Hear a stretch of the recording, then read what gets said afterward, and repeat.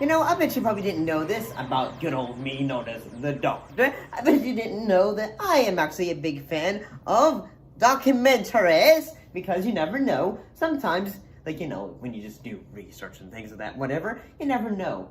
You might learn something new.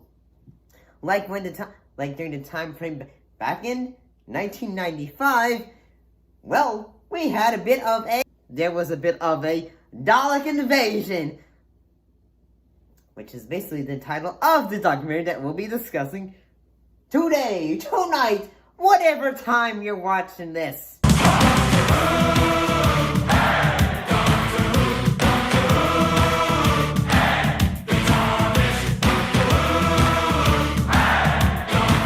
Because it's gonna be you never know. Time has no man, it never does.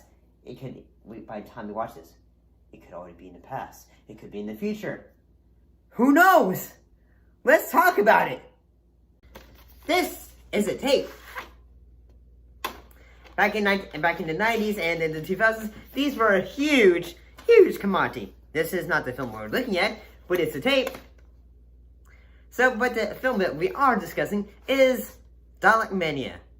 It is the name given to the craze of Daleks among children in the United Kingdom in the 1960s for all things associated with the creations, the Daleks.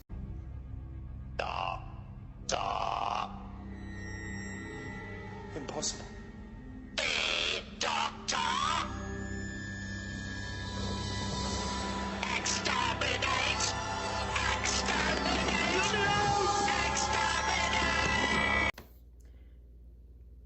Exterminate! But when it comes to this documentary, it mostly focuses on the two Peter Cushing films, Doctor Who and Docs, and Dalek Invasion Earth 2150 AD.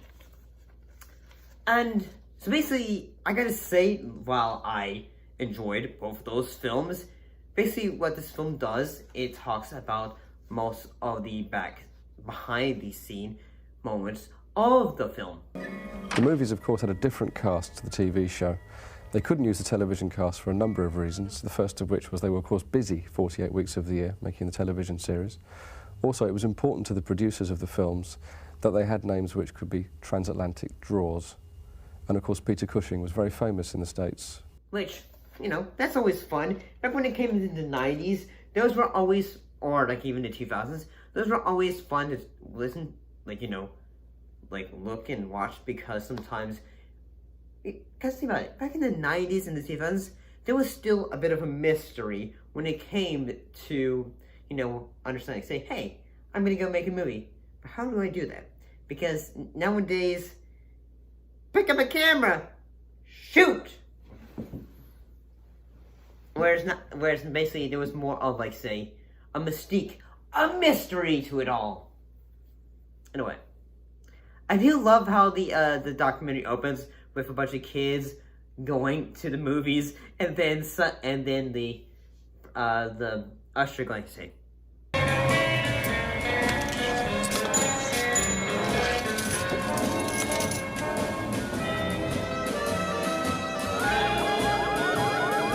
and then he moves the Dalek, I think it's the beam or whatever you're going to say. Or basically just giving them the ticket, and it's, I don't know, that actor did a really good job of just, being, really odd.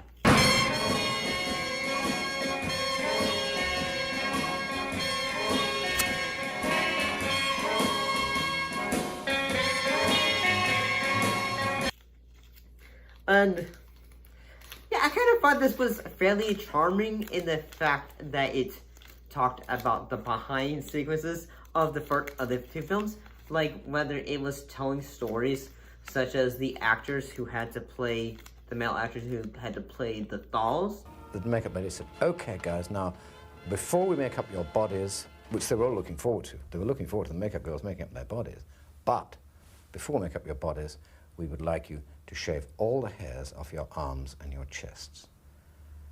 And they couldn't believe they'd been asked to, because this was absolutely a blow against their masculinity. I mean, then again, like, say I had to do a theater show in North Carolina for 3 summers. Was not allowed to shave until the show was over, but yeah. Nowadays, like, whenever I start to see 5 o'clock shadow, I just go, must shave.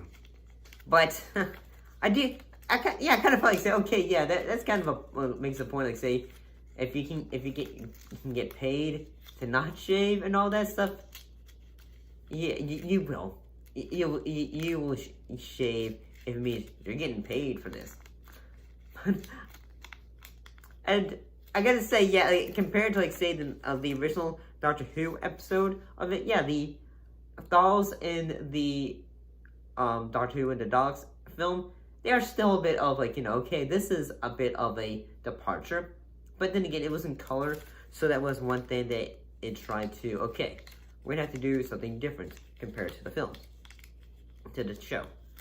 And yeah, other parts of the film would be discussing things like when it goes into dog invasion, whether it is talking about the stunts of the film, in which one of the actors was trying to say, hey, can I get more credits for this film? Trouble was that he's supposed to trip it just as I'm putting my foot's on it, so I could position myself for the fall to go into a sort of a roll to land on my back. What happened was he tripped it too soon.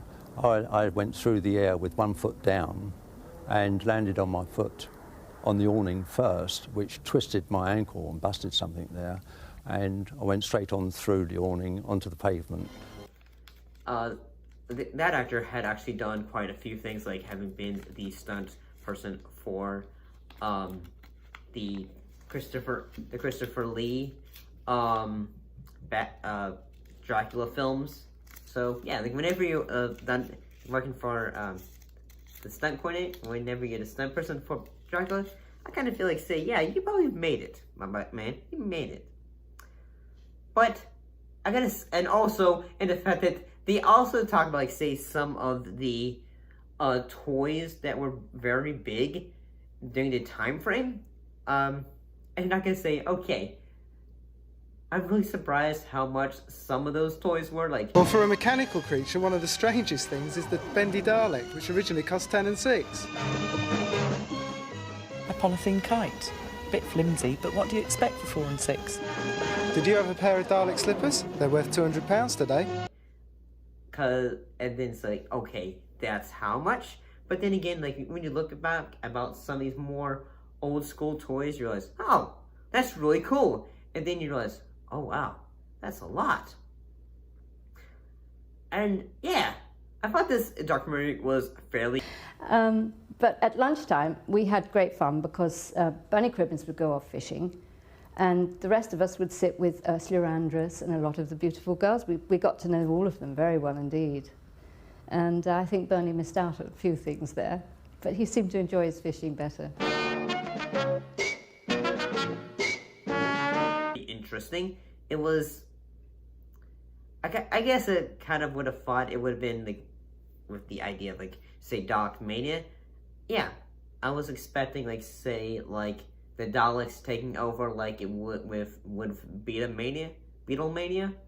But yeah, I kind of like that they just decided to go into talking about the 2 Doctor Who films with Peter Cushing. Heck, the film is even in a way a tribute to him, because it was made a few years after his passing. And yeah, I thought this was a bit of a, one would say, a jolly good time to watch. Overall, pretty good. But I think I hear my rod calling me. Let's be off.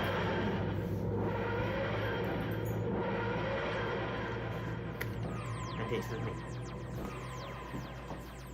I need to entertain him on the run too, you know.